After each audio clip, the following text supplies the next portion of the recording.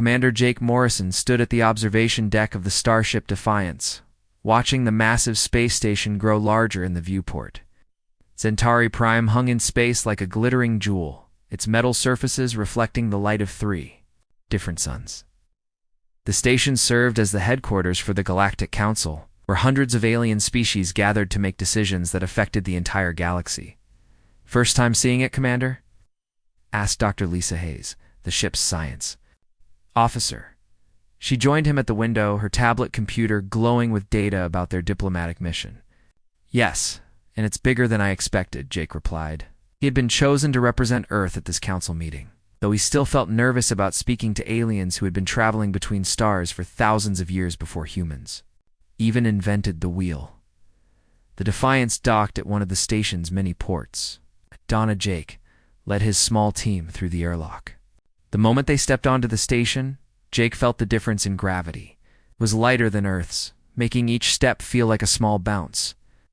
The air smelled strange, too, filled with the mixed scents of dozens of different alien species. Council chamber was enormous, with seats arranged in a circle that could hold representatives from over 300 worlds. Jake took his place in the section marked for new species, feeling very small among the towering aliens around him. Some looked like walking trees, others resembled giant insects, and a few appeared to be made of living crystal. The meeting began with routine business about trade routes and mining rights. Jake listened carefully, trying to understand the complex politics of galactic civilization. Then something caught his attention. A tall, crystal-like being stood up to speak. "I am Zexari, of the Crystalline Collective," the alien announced, its voice ringing like musical notes. "I wish to discuss the matter of Death World Sigma-7. Jake noticed how the entire chamber fell quiet. Even the constant background chatter of alien languages stopped. Death World Sigma-7 was clearly something that made everyone nervous. "For the benefit of our new members," Zexari continued, looking directly at Jake, "Sigma-7 is a planet in the outer rim that has been quarantined for over 300 years. No species has ever survived more than 72 hours on its surface." Dr. Hayes leaned forward in her seat, her scientific curiosity clearly awakened. Jake made a mental note to ask her about it later. Zexari activated a holographic display.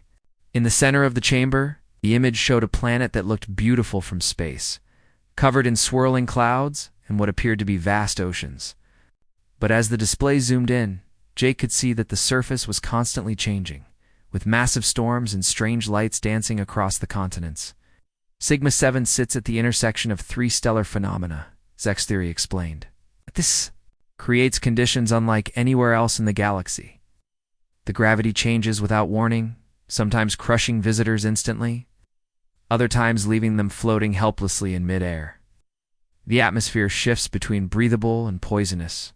Every few hours, the hologram showed recordings from previous exploration attempts. Jake watched in horror as alien soldiers in advanced armor were suddenly crushed by invisible forces, or dissolved by acid rain that appeared from nowhere. "The plant life on Sigma-7 has evolved to be aggressive," Zexari continued. "They're vines that can eat through the strongest metals in minutes. The very rocks seem to move and attack intruders. Even our most advanced scanning equipment fails to work properly on the planet's surface."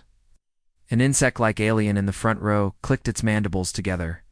"The Vorthon Empire sent an entire military division to claim the planet 50 years ago. All 5,000 soldiers were dead within a week." Jake felt a chill run down his spine. But he also noticed something else. Dr. Hayes was taking notes rapidly, her eyes bright with excitement rather than fear. "Why do you bring this up now?" asked another council member, this one resembling a giant squid. "Because our long-range sensors have detected unusual energy signatures from the planet," Zexari replied. "We believe Sigma-7 may contain vast deposits of trilithium crystals, the most valuable energy source in the galaxy. However, any attempt to mine these resources would be suicide." The chamber erupted in discussion. Jake could hear dozens of different alien languages as species debated among themselves. Trilithium crystals were incredibly rare and valuable. It's just a small amount could power a starship for years. Jake stood up, surprising himself with his boldness. What if someone could survive on the planet long enough to mine the crystals? The chamber fell silent again, but this time all eyes were on him. Zextheria's crystalline head turned to focus on Jake, and the alien's voice carried a note of disbelief. Impossible. The Vorthan Empire has the most advanced military technology in the galaxy. The Collective has the most sophisticated environmental suits ever created. The Aquatic Federation can survive in any liquid environment. All have tried and failed. But what if a species was naturally adapted to harsh conditions? Jake pressed. What if they didn't need advanced technology to survive? A rumble of what sounded like laughter came from various parts of the chamber. One alien, shaped like a walking tree, spoke up. Young human, your species has barely left your home system. You have no idea what real danger looks like, Dr. Hayes stood up beside Jake. Actually, we might. Earth is considered a harsh world by galactic standards. We've evolved to survive in conditions that many species would find impossible. Earth is a garden world compared to Sigma-7, Zextheri said firmly. I have seen the records of your planet. Yes, you have storms and natural disasters, but nothing like what exists on the Death World. Jake felt his temper rising. It spent years in Earth's military, surviving in deserts, jungles, and frozen wastelands that would kill most people. Maybe you're right, he said carefully. But maybe you're wrong too. Maybe humans are tougher than you think. The chamber erupted in more discussion, but this time Jake could sense a different tone. Some aliens seemed amused by his boldness. Others appeared concerned. And a few looked genuinely interested. Zexthori raised one crystalline hand for silence. Let me make this clear, Commander Morrison. Any species that attempts to colonize Sigma-7 will be expelled from the Galactic Alliance permanently.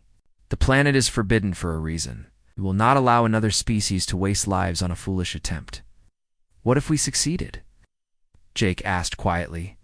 The question hung in the air like a challenge. This crystalline form seemed too dim. Slightly, as if the alien was actually considering the possibility.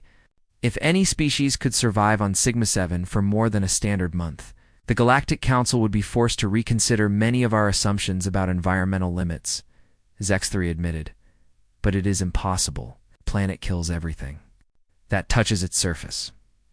The meeting moved on to other topics, but Jake's mind was racing. He kept thinking about the holographic images of Sigma-7 and the way Dr. Hayes had been taking notes. As they walked back to the Defiance, she grabbed his arm. Jake, we need to talk to Earth Command immediately, she said, her voice filled with excitement. That planet could solve our population crisis and our energy problems at the same time. Could also kill us all, Jake replied, but he was already thinking about how to present the idea to his superiors. Maybe, Dr. Hayes said with a grin, but maybe humans are exactly what that planet has been waiting for. As the Defiance pulled away from Centauri Prime, Jake stared out at the stars and wondered if humanity was about to take its biggest gamble yet. The galaxy had declared Sigma-7 too dangerous for any species to survive, but humans had never been very good at listening to warnings about impossible odds. The journey home to Earth would take 3 weeks, giving Jake plenty of time to plan.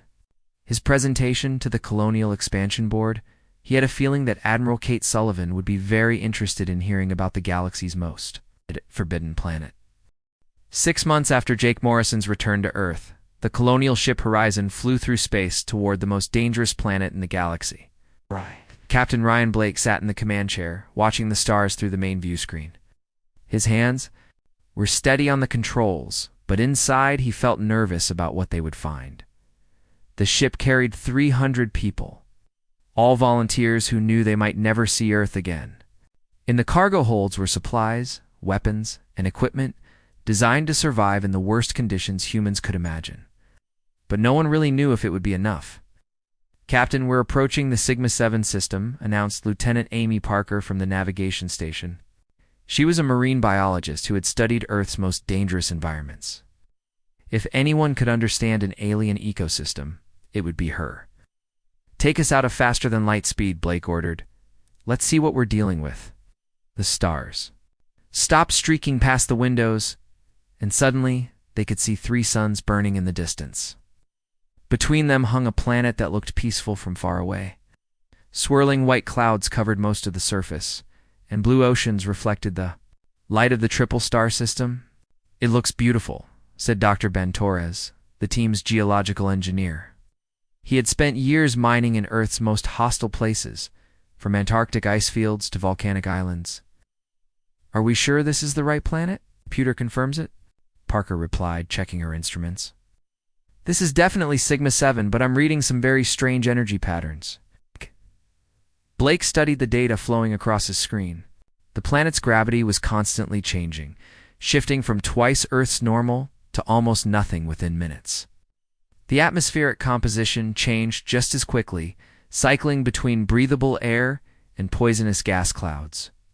Sergeant Collins, get. Your Marine's ready, Blake said into his communication device. We're going down to take a look. Sergeant Pete Collins had fought in 3 different wars on Earth. He was tough, smart, and completely fearless. His squad of 20 Marines were the best soldiers Earth had ever produced. If anyone could survive on a death world, it would be them. The landing shuttle separated from the horizon and flew toward the planet's surface. As they entered the atmosphere, everything started shaking violently. The shuttle's metal hull began, making strange noises as if something was eating it from the outside. What's happening to our ship? Blake shouted over the noise. Parker checked her readings and her face turned pale. The atmosphere contains acid particles. They're dissolving our outer hull, but slowly. Should have enough time to land and take off again. As the shuttle touched down in what looked like a safe valley between 2 mountain ranges.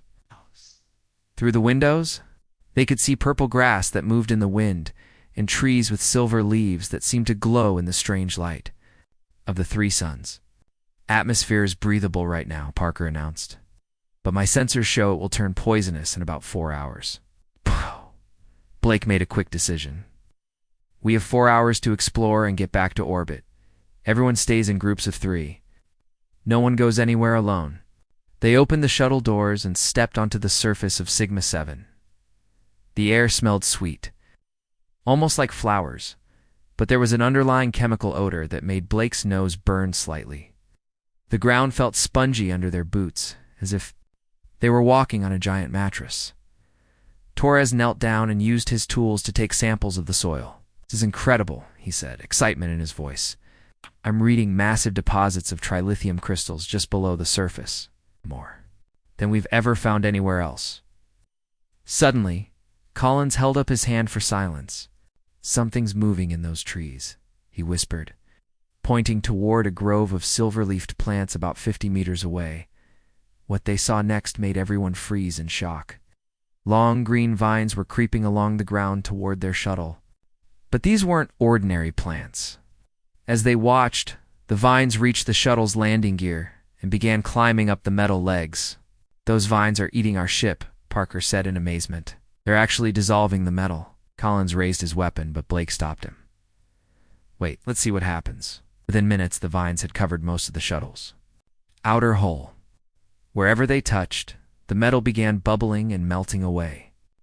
The shuttle's communication system started crackling with interference. We need to get out of here now, Collins said urgently. If those things eat through the hull completely, we'll be stranded. But before they could move, the ground beneath, their feet began to shake. Torres checked his instruments, and his face went white. Gravity shift incoming. Everyone grab onto something solid. The shaking stopped, and suddenly Blake felt like he weighed nothing at all. His feet left the ground and he began floating upward. Around him, his team members were also drifting into the air, their arms and legs moving uselessly. Gravity just dropped to almost 0, Torres called out. His voice strained as he tried to grab a nearby rock. This must be one of those gravitational anomalies the aliens warned us about. For 10 terrifying minutes, they floated helplessly in the air. While the metal-eating vines continued their work on the shuttle, Blake could see that the plants had already eaten through several important systems. Even if they could get back to the ship, it might not be able to fly. Then, as suddenly as it had disappeared, the gravity returned. Everyone crashed back, too. The ground, some landing hard enough to bruise ribs and twist ankles. Collins helped his Marines to their feet, checking for injuries. 2 of my men are hurt, he reported. Johnson has a broken arm and Martinez can barely walk. Blake looked.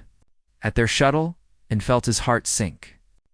The metal-eating vines had destroyed most of the outer hull and were now working on the internal systems.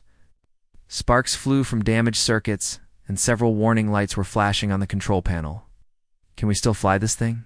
he asked Torres. The engineer climbed into the shuttle and spent several minutes checking the damage. When he came back out, his expression was grim. "The engines are intact, but the navigation system is gone. We can take off, but we'll be flying blind." Parker was studying the vines through her scientific instruments. "These aren't really plants," she announced. "They're some kind of silicon-based life form. They eat metal because they need the minerals to reproduce." "Fascinating, but not helpful right now," Blake replied. "We need to get back to the horizon before the atmosphere turns poisonous." As if responding to his words, the sweet smell and the air began changing to something sharp and bitter.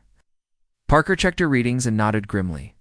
"Atmospheric shift starting early. We have maybe 30 minutes before the air becomes unbreathable." Collins and his remaining Marines helped the injured soldiers into the damaged shuttle. Torres managed to start the engines, though they made worrying, grinding noises. Blake took one last look around the valley, memorizing the purple grass and silver trees. "This place is trying to kill us," he said to Parker as they climbed aboard. "Yes," she replied, but there was excitement in her voice. "But it's also the most amazing ecosystem I've ever seen. If we can figure out how to work with it instead of fighting it, we might actually be able to survive here." The shuttle lifted off just as the atmosphere turned from sweet-smelling to acidic. Through the damaged windows, they could see the metal-leading vines waving in the wind as if saying goodbye. In the distance, massive lightning storms were building up, crackling with energy that made their instruments go crazy. Back on the horizon, Blake called a meeting of his senior staff. 2 Marines were in the medical bay and their shuttle was barely functional. But Torres had confirmed that the planet was rich in trilithium crystals. And Parker believed the hostile ecosystem could be understood and maybe even befriended. "So what's our recommendation to Earth Command?" Blake asked his team. "It's dangerous beyond anything we imagined," Collins said firmly, "but it's not impossible. We just need to be smarter about how we approach it." Parker nodded in agreement. "The planet isn't randomly hostile. There are patterns to the danger. If we can learn those patterns, we can survive." Torres spread out his mineral survey data on the table, and the payoff would be worth the risk. "There's enough trilithium down there to power human civilization for thousands of years." Blake made his decision. "We're staying. We're going to figure out how to live on this world, no matter what it takes." Outside the ship's windows, Sigma 7 continued its deadly dance of changing gravity and shifting atmosphere, waiting to see if humans were really as tough as they claimed to be. 3 months had passed since Captain Blake's first landing on Sigma 7. And the human settlement of Haven was slowly taking shape. 200 colonists now lived in the valley, their prefabricated buildings scattered among the purple grass and silver trees. The settlement looked small and fragile against the vast landscape of the deadly planet.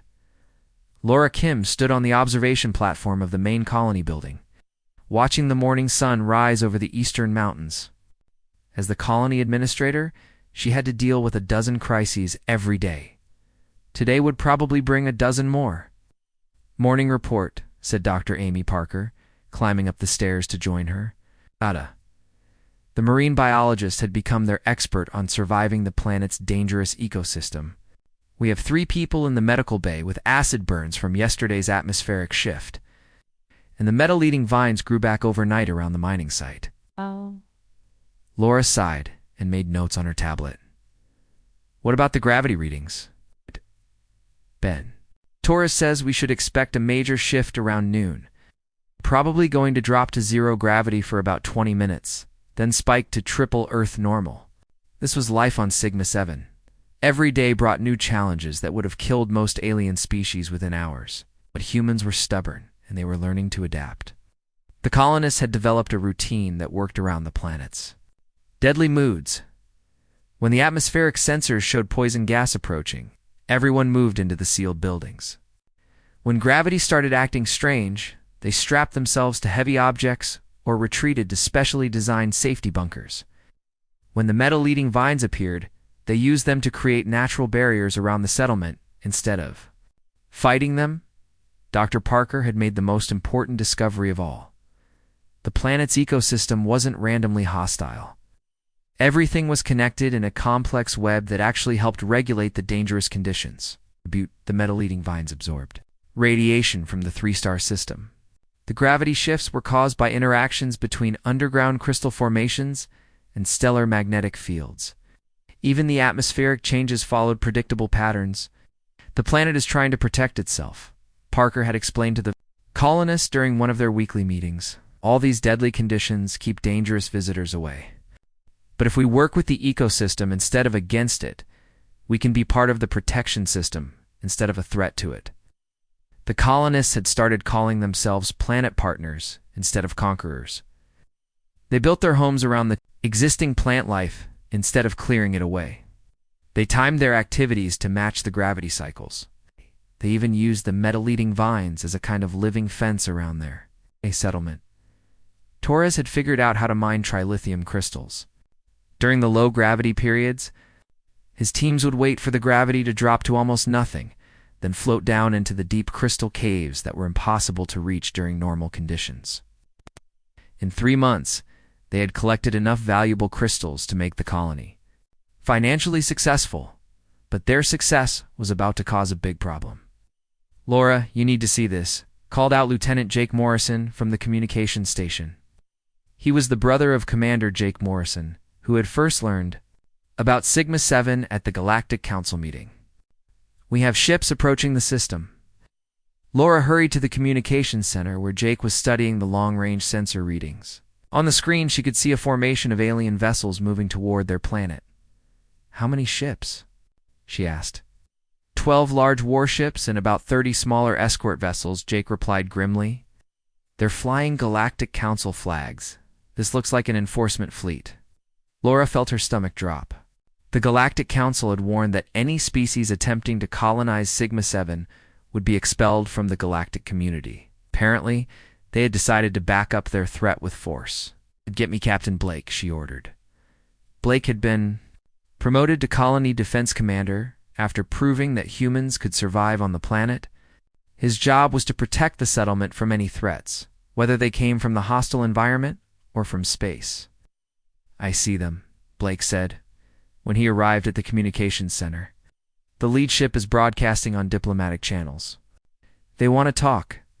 The main screen flickered to life, showing the bridge of an alien warship. A tall reptilian creature with golden scales and fierce yellow eyes stared at them. Laura recognized the species from her diplomatic training. This was a Zentari, one of the most powerful military races in the galaxy. "I am War Marshal Kethver of the Zentari Battle Legion," the alien announced. His voice was deep and threatening. "You humans are in violation of Galactic Council law. This planet is forbidden to all species." Blake stepped forward. "War Marshal, we have established a legal colony here. We've not violated any laws. The very act of surviving on this planet for more than 72 hours is considered impossible," Kethver replied. "Your presence here proves that you are either lying about your survival or you have used some form of illegal technology to change the planet's natural state." "How, Laura?" joined Blake in front of the screen. "We can prove that we're surviving naturally.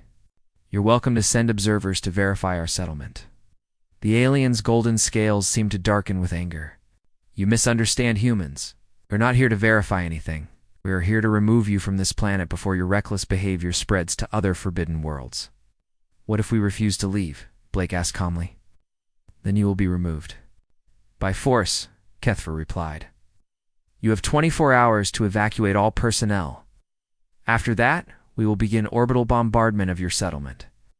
The screen went dark, leaving the humans staring at a black display. Laura felt the weight of responsibility crushing down on her. 200 colonists were depending on her to keep them safe. "Can we fight them?" she asked Blake. "Not directly," he admitted. "They have more ships and better weapons. But we do have some advantages." Torres had been listening from the back of the room. "The planet itself might help us," he said thoughtfully. "Those alien ships weren't designed to operate in a tri-star system with gravitational anomalies. If we can lure them into the planet's gravity field during a major shift, they'll be sitting ducks," Blake finished with a grim smile. Parker was already checking her environmental data. "There's a massive gravity storm building up on the far side of the planet. If it follows the usual pattern, it will reach maximum intensity in about 18 hours. Laura made a decision that would change the course of human history. Send a message to Earth. Tell them we're about to fight the first battle between humans and the Galactic Council, and get me every colonist who can hold a weapon. The next few hours were spent in frantic preparation. The colonists moved there, families into the deep caves where the trilithium crystals grew. These underground spaces were naturally shielded from orbital bombardment and atmospheric changes. The metal-eating vines were encouraged to grow over the entrance, creating a living barrier that would be almost impossible for aliens. To break through, Blake organized the colony's defenses around the planet's natural cycles. When the gravity shifted, his people would be ready for it. When the atmosphere turned poisonous, they had safe spaces to retreat to. The alien invaders would have to deal with all of Sigma-7's dangers while trying to fight humans who had learned to work with those same dangers as the deadline approached. Laura stood on the observation platform one last time, looking out over the settlement that had become humanity's first home among the truly dangerous worlds of the galaxy. The purple grass swayed in the wind, and the silver trees sparkled in the light of the three suns. "Whatever happens," she said to Blake, "we've proven that humans belong here." Blake nodded and checked his weapon, and we just have to convince the rest of the galaxy. In the distance, the first alien shuttles were beginning their descent toward the planet's surface, completely unaware that they were about to learn why humans had survived where every other species had failed. The first alien shuttles touched down in the valley just as the morning atmospheric shift began. War Marshal Kethfer had sent 300 Zentari soldiers to remove the human colonists by force. They wore heavy combat armor and carried weapons that could melt through solid rock from her hiding place in the crystal caves. Dr. Amy Parker watched the aliens through her monitoring equipment. The Zentari moved in perfect formation across the purple grass, their golden scales gleaming in the triple sunlight. They looked confident and dangerous. "They have no idea what they're walking into," she whispered to Laura Kim, who was crouched beside her in the cave entrance. The alien soldiers reached the outer buildings of Haven and began searching them systematically. Their leader, a massive Zentari with black markings on his scales, spoke into a communication device. "Settlement appears abandoned, War Marshal," the soldier reported. "No signs of human presence." High above in orbit, Kethfer studied the readings. From his flagship, something felt wrong about this situation. His sensors showed no life signs in the human buildings, but the colonists had to be somewhere on the planet. "Begin demolition of the structures," he ordered. "The humans are hiding? Destroying their supplies will force them to surrender." The Zentari soldiers raised their weapons and began firing at the prefabricated buildings. Beams of superheated energy cut through metal and plastic like paper. Within minutes, half of Haven was burning. But as the aliens worked, they failed to notice the changes happening around them. Sweet-smelling morning air was slowly turning bitter and sharp. The silver trees began to glow more brightly, and the purple grass started moving in patterns that had nothing to do with the wind. Dr. Parker checked her instruments and smiled grimly. "Atmospheric shift in 10 minutes," she announced to the hidden colonists. "Right on schedule." Deep in the caves, Captain Blake was preparing his own surprise for the invaders. He had spent weeks studying the underground crystal formations with Torres, and they had made an incredible discovery. The trilithium crystals weren't just valuable energy sources, they were connected to the planet's entire gravity control system. "Ready?" Torres asked, his hands hovering over a specially built control panel they had constructed from mining equipment. "Do it," Blake replied. Torres activated the crystal network, sending a pulse of energy through the underground formations. Far above them, the Zentari soldiers suddenly felt the ground beginning to shake. "Seismic activity detected," one of the aliens reported nervously. "Should we return to the shuttles?" "Negative," their commander replied. "Continue the search. These are just natural planetary tremors." The alien commander had never experienced a gravity storm. The shaking stopped, and for a moment, everything was perfectly quiet. Then the Zentari soldiers began to float. Their heavy armor, designed to give them advantages in combat, suddenly became a massive disadvantage as they drifted helplessly into the air. "What is happening?" the commander shouted. spinning slowly as he rose above the burning buildings. Parker checked her readings again. Zero-gravity phase will last 15 minutes, she told the hidden colonists. Then it gets really interesting.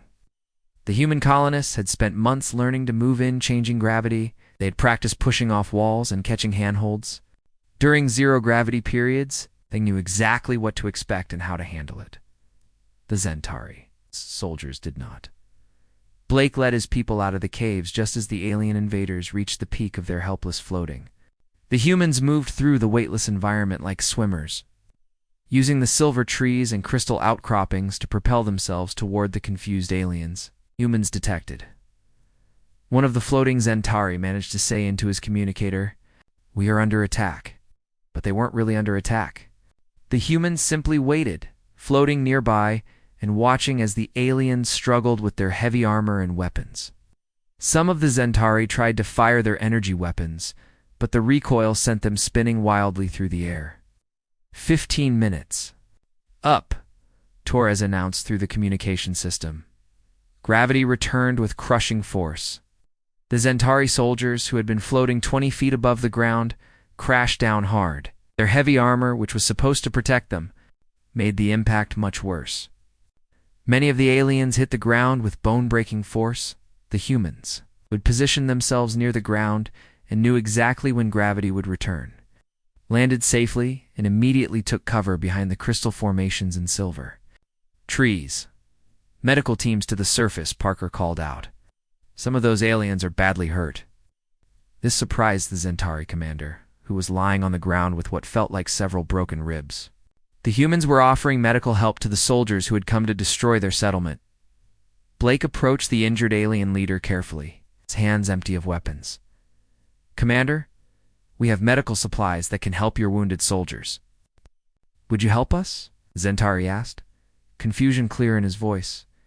"Because that's what humans do," Blake replied simply. "We don't let people suffer when we can help them." High in orbit, War Marshal Kethfer was receiving reports that made no sense. Half of his invasion force was injured, and the other half was receiving medical treatment from the humans they had been sent to remove. His sensors were showing impossible gravitational readings from the planet's surface. "What is the status of the human settlement?" he demanded. "Still occupied, War Marshal?" came the reply from his ground commander.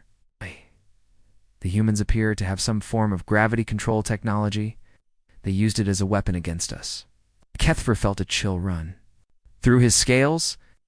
If humans had developed technology that could control gravity, they were far more dangerous than anyone had realized. Such technology could change the balance of power in the entire galaxy. "Begin orbital bombardment," he ordered. "Target the crystal formations. If they're using the crystals to control gravity, destroying them will remove their advantage." Warships in orbit began firing massive energy beams at the planet's surface. The beams were designed to crack mountains and boil oceans. They should have been able to destroy anything the humans had built. But something strange happened when the orbital bombardment reached the crystal formations. Instead of exploding, the crystals absorbed the energy and began glowing brighter. The glow spread through underground networks, connecting crystal to crystal across the entire planet. Torres monitored the energy readings from his underground control center and felt amazed by what he was seeing. "The crystals are storing the energy from their weapons," he reported to Blake. "The orbital bombardment is actually making the gravity control system more powerful." Dr. Parker was studying the planet's biological responses to the attack. "The ecosystem is reacting to the bombardment," she announced. "The metal-eating vines are growing faster, and the atmospheric shifts are becoming more frequent." It was as if the planet itself was waking up to defend against the alien invasion. Blake realized that they had stumbled onto something much bigger than just a hostile environment. Sigma 7 wasn't just a dangerous planet, it was an active defense system that had been protecting itself for millions of years. "Send a message to the Galactic Council fleet," he ordered. "Tell them that if they continue the bombardment, they're going to trigger something they can't control." But War Marshal Kethfer was too angry to listen to warnings from humans. Soldiers had been humiliated by primitive colonists, and his orbital bombardment was being absorbed by crystal formations he didn't understand. "Increase bombardment intensity," he commanded. "Whatever technology they're using, we'll overwhelm it with raw power. The alien warships began firing continuously at the planet's surface. Energy beams struck the crystal networks over and over, pumping enormous amounts of power into the underground systems. Deep beneath Sigma 7's surface, something ancient and powerful began to respond to all that energy. Systems that had been dormant for millions of years started coming online. The planet's defenses, designed by a long-dead civilization, were finally awakening. Laura Kim felt the caves around them beginning to vibrate with a deep, thrumming energy. "What's happening down there?" she asked Torres. "I think," Torres said slowly, "we're about to meet whoever built this place." The deep, thrumming sound from beneath the planet grew louder and stronger. In the crystal caves, Dr. Amy Parker watched her instruments with amazement as energy readings went far beyond anything she had ever seen before. The orbital bombardment had awakened something that had been sleeping for millions of years. "Torres, look at this," she called out, pointing at her scanner display. "There's a massive artificial structure directly below us. It's bigger than our entire settlement." Ben Torres studied the readings and felt his hands shaking with excitement. "It's not just big," he said quietly. "It's active.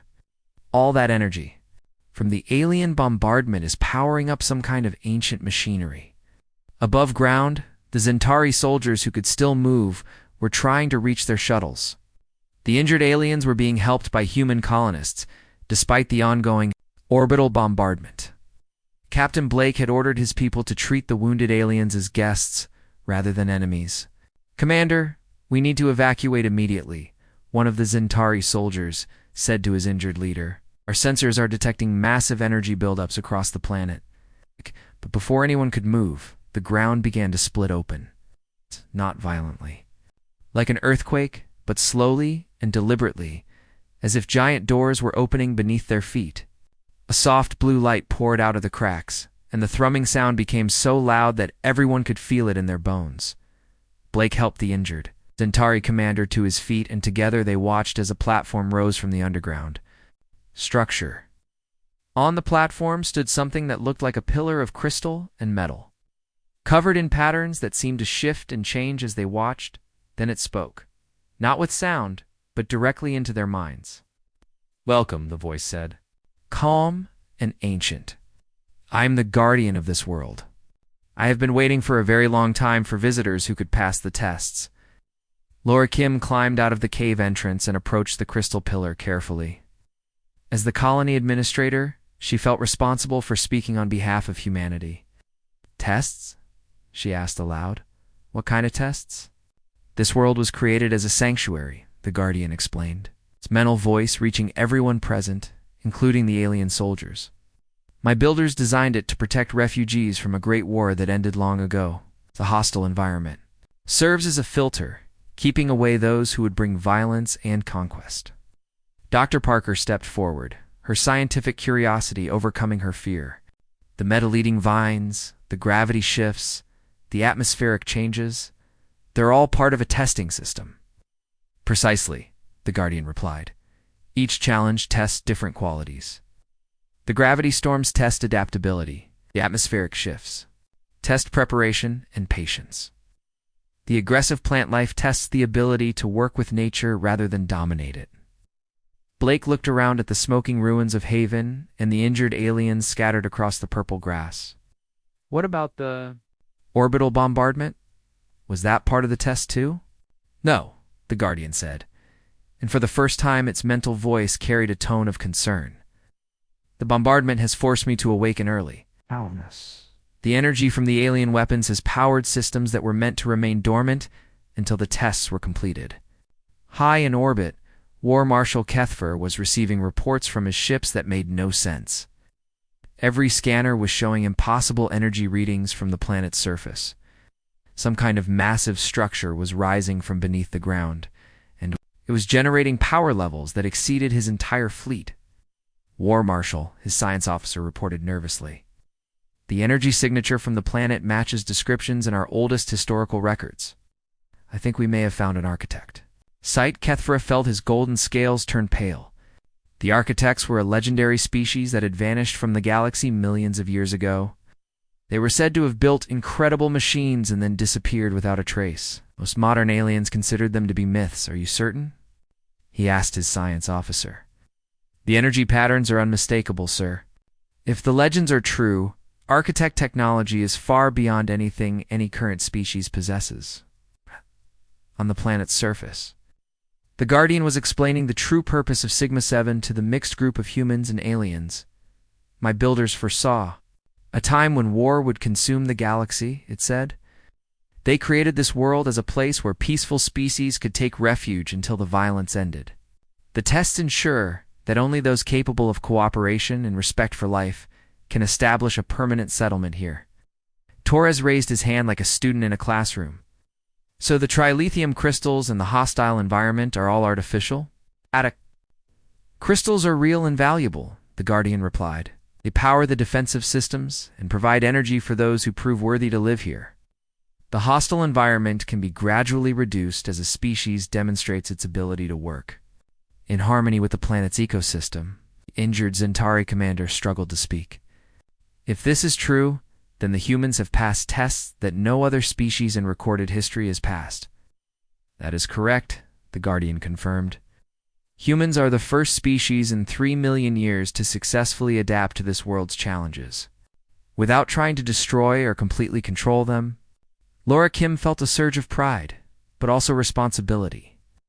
What does that mean for us? For humanity? It means you have earned the right to call this world home, the Guardian said. But more than that, it means you have proven that your species possesses the qualities my builders valued most: adaptability, cooperation, and respect for life. Blake looked up at the sky, where the alien warships were still visible as bright dots against the starfield. What about them? The Galactic Council said we would be expelled from the galactic community if we colonized this world. The Guardians. Mental voice carried a tone that might have been amusement. The Galactic Council has no authority over an architect's sanctuary world. In fact, according to the ancient treaties that establish the current galactic order, any species that successfully claims sanctuary here gains automatic protected status. Dr. Parker was taking notes as fast as she could, right? Protected status? What does that mean? It means that humanity cannot be attacked, expelled, or denied access to any part of the galaxy, the Guardian explained. The sanctuary laws were written by the architects themselves and signed by the ancestors of every species currently on the Galactic Council. The implications hit everyone at the same time. By successfully colonizing Sigma-7, humanity had not only gained a new homeworld, but it also secured legal protection throughout the entire galaxy. The injured Centauri commander looked at Blake with something that might have been respect. Species is more remarkable than we realized, he admitted. We came here to remove you as a threat to galactic order. Instead, we find that you have achieved something the rest of us could never accomplish. Blake helped the alien to his feet. Maybe that's the point. Maybe the galaxy needed a species that could survive in places like this. High above, War Marshal Kethver received a priority message from the Galactic Council. Ancient legal experts had confirmed that the Architect Sanctuary laws were still in effect. Any attempt to remove humans from Sigma-7 would violate treaties that were older than most current civilizations. Recall all forces, he ordered reluctantly. We are withdrawing.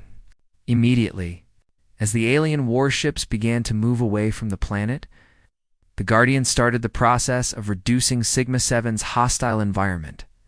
The atmospheric shifts became less frequent and less severe. The gravity storms were programmed to follow predictable schedules. The metal-leading vines were trained to avoid human structures while continuing their work as radiation filters. 6 months later, the settlement of New Terra housed over 10,000 human colonists. The purple grass had been joined by earth plants that grew well in the modified soil. The silver trees provided shade for human children who played safely in their shadows. Commander Jake Morrison, Abo, who had first learned about Sigma-7 at the Galactic Council, arrived on the weekly supply ship from Earth. He found his brother Blake standing on the observation platform of the main colony building, watching the sunset over the now peaceful valley. So, Jake said with a grin, still think this place is trying to kill you? Blake laughed and pointed to where human and alien children were playing together near the crystal formations. Several Zentari families had requested permission to settle on New Terra after witnessing humanity's compassion during the conflict. "No," Blake replied. "I think this place was waiting for us to come home." The Guardian's mental voice reached them both, warm and welcoming. "The galaxy has many dangerous worlds," it said. "Perhaps it is time for humans to show other species that even the most hostile places can become sanctuaries for those brave enough to try." In the distance, the three suns of the Sigma-7 system set over humanity's newest home, painting the sky in colors that no other species had ever stayed long enough to appreciate.